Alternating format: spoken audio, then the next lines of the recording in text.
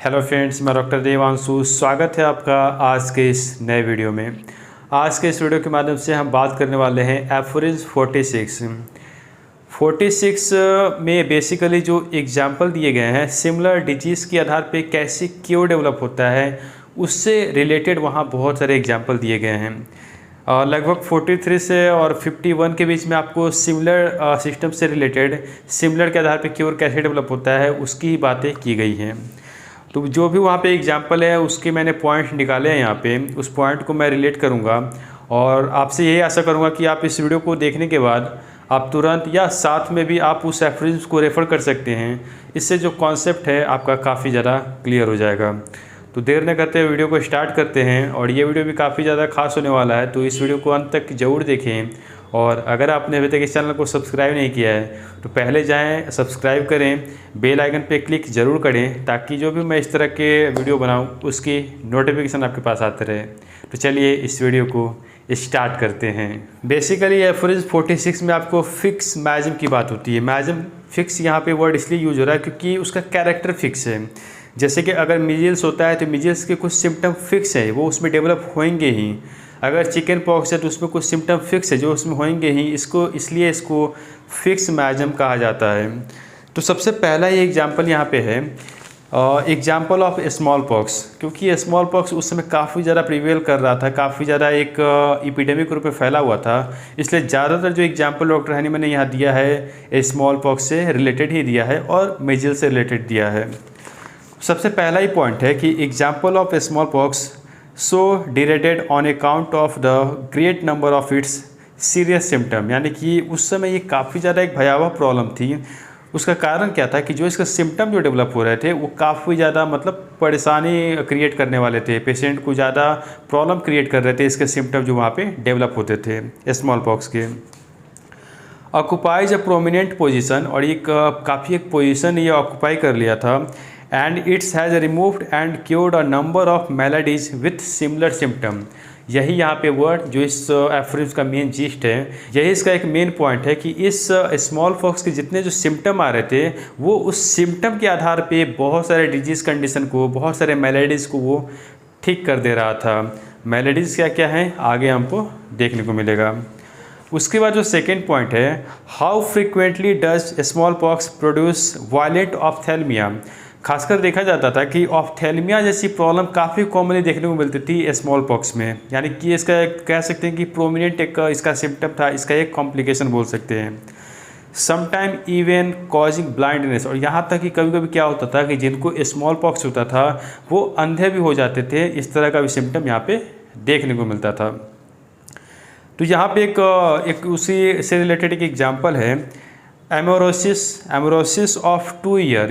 एक पेशेंट है जिसको उसको प्रॉब्लम थी एमोरोसिस की, जो कि 2 साल से वो प्रॉब्लम उससे वो सफ़र कर रहा था। Due to suppressed scald head was perfectly cured by it. और वो क्यों डेवलप हुआ था, उसके स्कैल्ड हेड क्या होता है उसको हम पहले जान लेते हैं। उसको सप्रेस करने के कारण से ये एमोरोसिस जैसी प्रॉब्लम वहाँ पे डेवलप हो रही थी।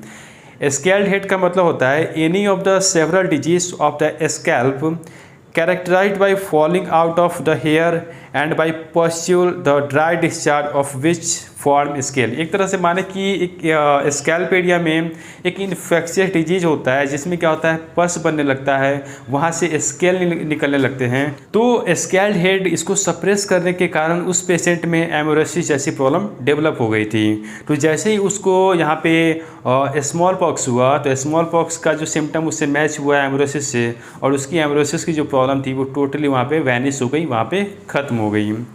तो ये एग्जाम्पल इससे रिलेट करता है। इसके बाद जो पॉइंट है smallpox cause deafness. Smallpox deafness को डेवलप करता है, यानी कि ये भी एक तरह का इसका कॉम्प्लिकेशन है। एंड डिस्निया, सांस लेने में दिक्कत जैसी प्रॉब्लम भी डेवलप करता है। तो ये देखा गया। And both this chronic disease it removed on reaching it's Acme. एक बोल सकते हैं एक सीमा तक, एक फेज तक पहुँचने के बाद देखा गया कि दोनों खुद ब खुद बॉडी से रिमूव हो गए। तो ये इस तरह के एग्जाम्पल को डॉक्टर हैनीमैन ने सिमिलर सिस्टम के आधार पे इसको रिलेट कर रहे हैं कि सिमिलरिटी के आधार पे ये बॉडी में क्योर हो जा रहा है। जैसे कि हम मेडिसिन देते हैं, मेडिसिन जो भी हम सेलेक्ट करके देते हैं, जो सिमिलर मेडिसिन रहती है वो बॉडी में जाती है और आपके जो प्रॉब्लम है, आप जिससे सफ़र कर रहे हैं, एक वैसा ही सिमिलर डिजीज़ कंडीशन बॉडी में डेवलप कराती है। दोनों में टकराव होता है तो विकर जो होता है वहाँ पे एक्सटिंग्विश हो जाता है। तो यहाँ भी देखिए कि जो भी यहाँ पे कमज़ोर पड़ रहा है वो यहाँ पे नष्ट होता जा रहा है। नेक्स्ट जो एग्जांपल यहाँ पे जिक्र है, स्वेलिंग ऑफ द टेस्टिकल्स में swelling, frequent symptom of small pox में ये भी सिम्टम देखने को मिलता था कि जब भी प्रॉब्लम होती थी जो बच्चों में या बड़ों में, उनके टेस्टिस में स्वेलिंग डेवलप हो जाता था। And on this account it was enable to cure, और इस आधार पे जो वहाँ पे क्योर डेवलप हुआ बाई वर्च्यू ऑफ सिमिलैरिटी के आधार पे, a large hard swelling of the left testicle consequent on a bruise, यानी कि चोट लगने के कारण अगर टेस्टिकल्स में जो स्वेलिंग डेवलप हुई थी वो स्मॉल पॉक्स के कारण जो स्वेलिंग डेवलप हुआ था उसकी सिमिलैरिटी के आधार पे जो ये ब्रूइस के कारण, चोट लगने के कारण ये प्रॉब्लम डेवलप हुआ, वो वहाँ पे क्योर हो गया। क्यों? क्योंकि उसका भी सिम्टम सेम है, वो एक टेस्टिकुलर मतलब टेस्टिकल्स में स्वेलिंग डेवलप हो रहा है और चोट लगने के कारण भी वहाँ पे स्वेलिंग डेवलप हो रही है। तो दोनों का सिमिलैरिटी के बेस पे वो जो ये स्वेलिंग थी चोट लगने के बाद जो डेवलप हुई थी वो वहाँ पे ख़त्म हो गई।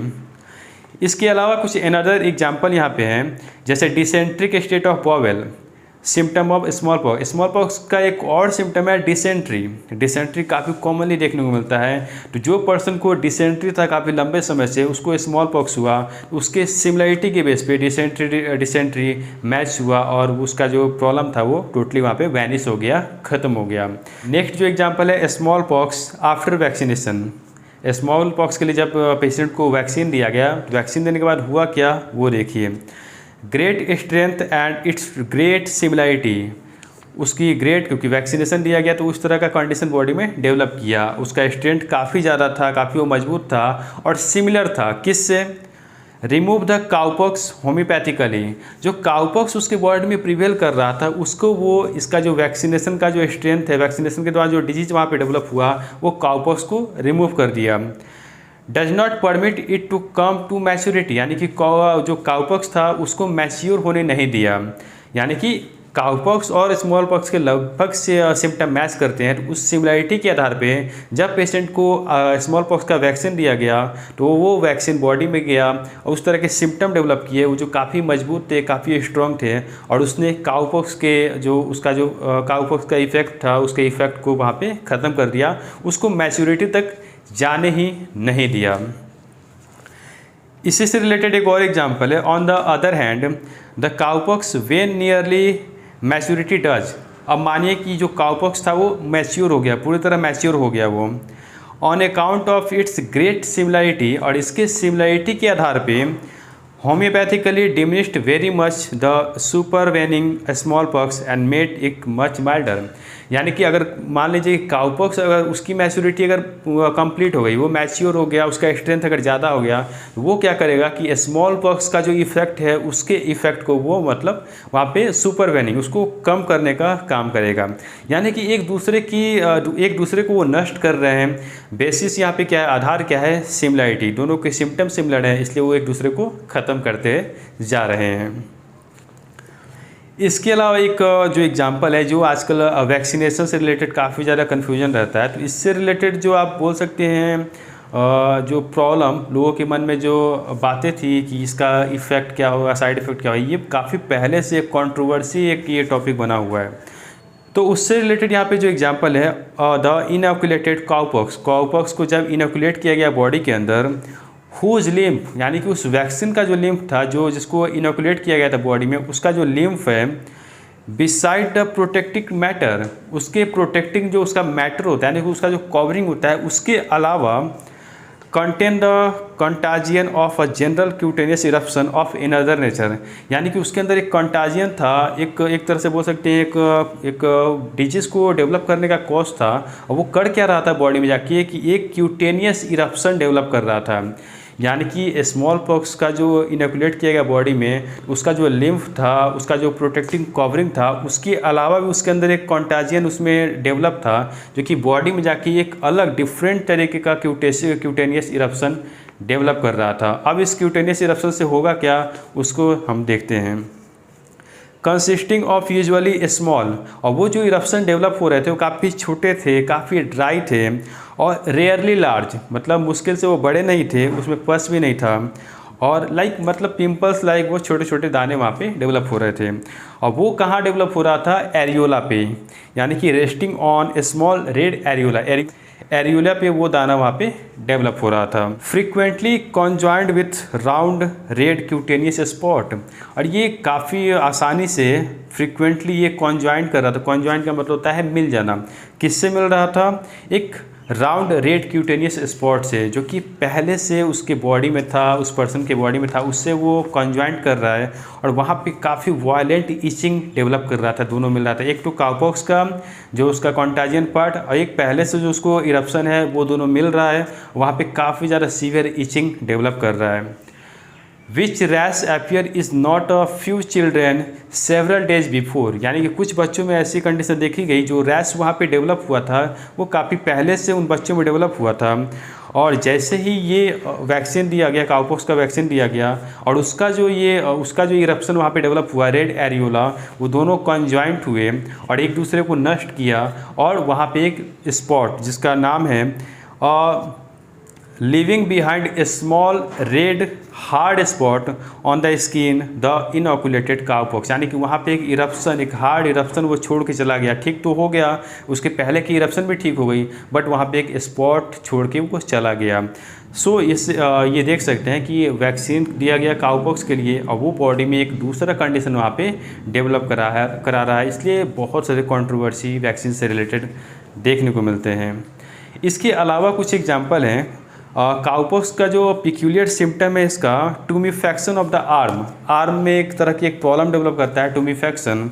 तो इसके आधार पे इसने ठीक क्या कर दिया, when it appear it cure swollen half paralysed arm, जिसके भी आर्म में वो उसमें सूजन आ गई थी, वो पैरालाइज हो गया था और उसको काउपॉक्स डेवलप हुआ, तो उसके आधार पे यानी कि सिमिलरिटी के बेस पे टूमिफैक्शन और ये स्वेलन दोनों मिक्स हुआ और ये प्रॉब्लम उसकी जो पैरालिसिस और जो स्वेलन थी वो ख़त्म हो गई वहाँ पे।